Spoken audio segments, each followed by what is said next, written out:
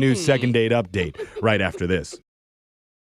On the podcast Health Stuff, we are tackling all the health questions that keep you up at night. Yes, I'm Dr. Priyanka Wali, a double board certified physician. And I'm Hari Kondabolu, a comedian and someone who once Googled, "Do I have scurvy?" at 3 a.m. On Health Stuff, we're talking about health in a different way. It's not only about what we can do to improve our health, but also what our health says about us and the way we're living. Like our episode where we look at diabetes. In the United States, 50% of Americans are pre-diabetic. How preventable is type 2? Extremely. Or our in-depth analysis of how incredible mangoes are. Oh, it's hard to explain to the rest of the world that your mangoes are fine because mangoes are incredible, but you don't even know. You don't know. You don't know. It's going to be a fun ride. So tune in. Listen to Health Stuff on the iHeartRadio app, Apple Podcasts, or wherever you get your podcasts. She said, Johnny, the kids didn't come home last night.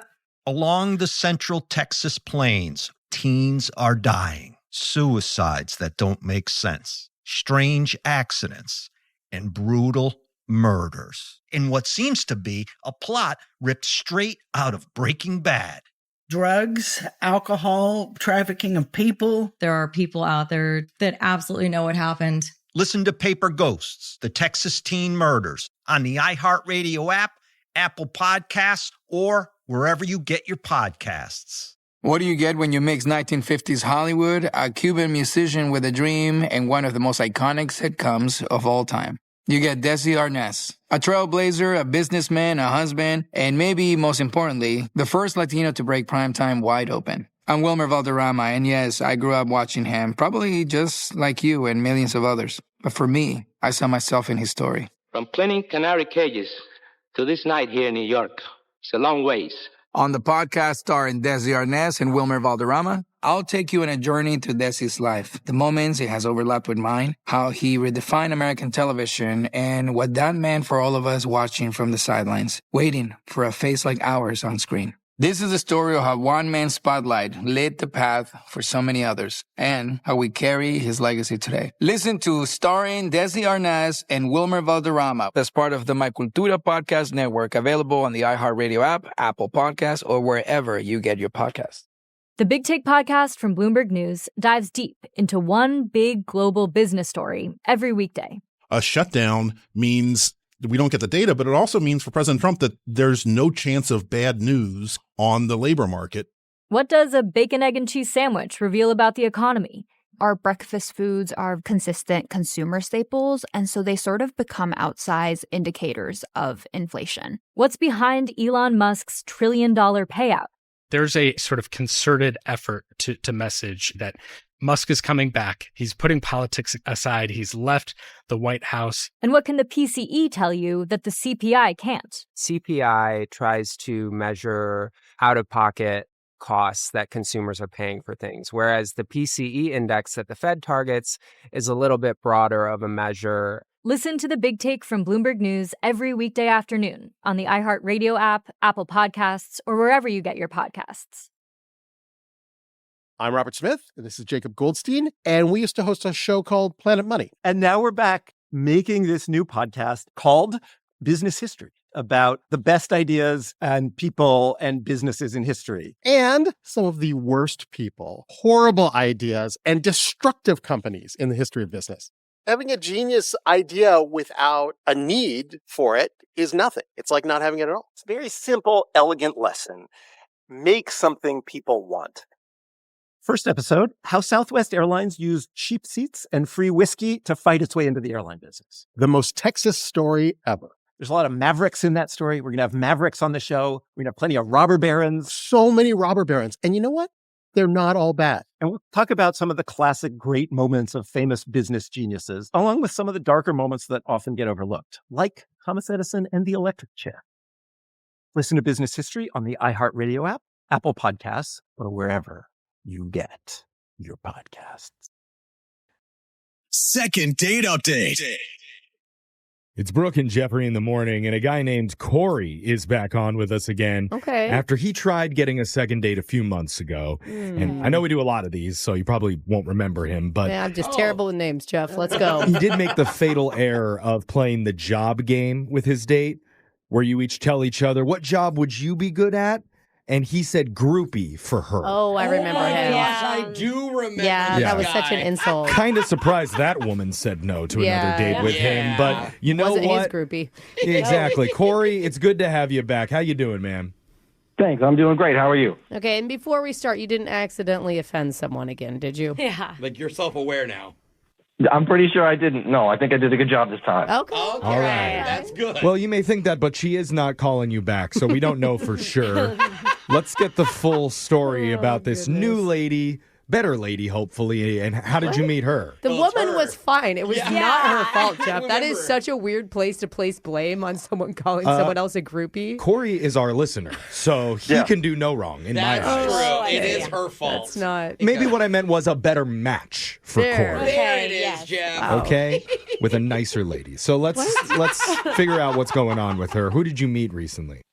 Yeah, so I met Charlotte, and I think the problem last time, like you said, it just wasn't a good match for me. Mm-hmm. So this time I was like, I'm going to be super specific and just like more intentional about it. Are you talking about on the dating apps? On who Yeah, you're- yeah. Okay. Yeah, so I just like put some information on my profile that would kind of like screen out anybody who wasn't going to be a good fit. That's a good idea. What did you say? No groupies allowed?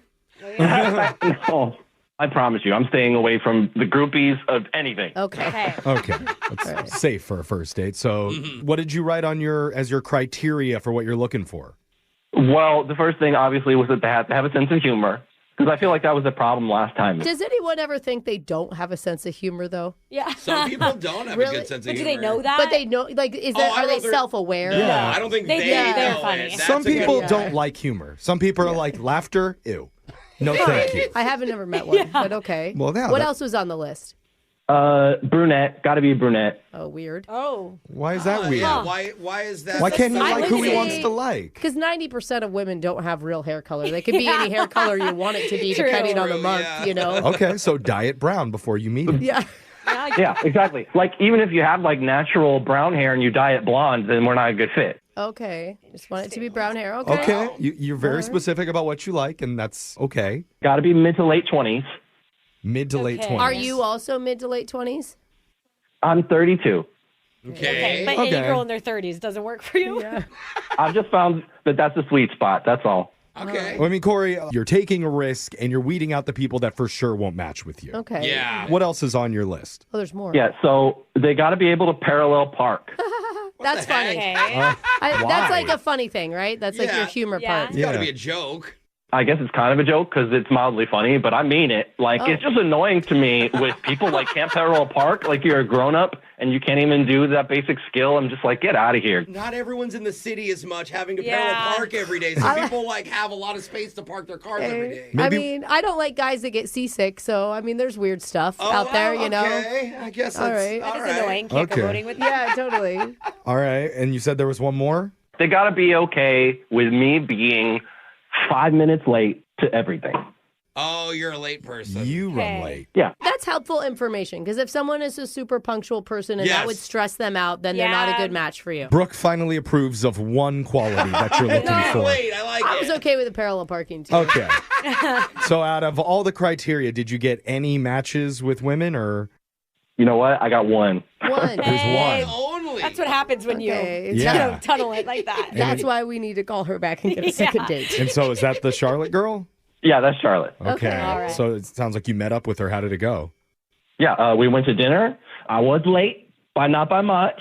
Okay. All right. And Sticking to it. we had a little laugh about it. And honestly, and then we just had the best time from there. Really? We went to a restaurant and we sat outside. It was like picnic benches and stuff. And we just talked for hours. So when did you do the driving test to make sure she was legit on the Oh, parallel yeah. parking?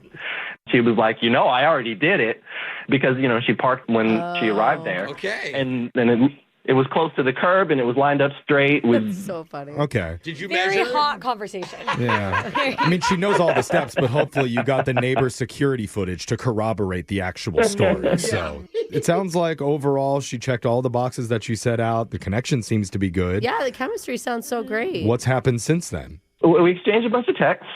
And look, it's not like she doesn't want to go out with me because twice we've set up dates. It just both times after she said yes, something came up. She's like, oh, I'm sorry, I can't do that. I mean, maybe if she's the woman that fits all your criteria, she's a woman who fits a lot of guys' criteria. Yeah, I'm sure that's possible. But I hope she's going to give me another chance. That's all. Yeah. All right, that's a good attitude. At any point, did you ever ask if she has any deal-breaking criteria for you? Ooh. Oh, yeah. Oh, wow, we didn't think of that. No, as far as I know, she likes me and has no reason not to. Oh, okay. So the date was all about you then and what you want and checking all of your boxes. Not necessarily. We just didn't talk about that. She wasn't like, oh, are you this, are you that? I don't know. I thought she liked me. We didn't just talk about me the whole time. But It could be a different story when we reach out to Charlotte. Other than it does seem all about him, maybe. Maybe he was too focused on his checklist and, And if she's not okay with it being all about him, then she doesn't deserve him. Well, she's his only option, so yeah, Well, kind of got to make it work. Okay. All right, So, maybe- For now. We might loosen the strings a little bit when we call Charlotte and get you your second date update coming up right after this. Second date update. If you're just joining us, Corey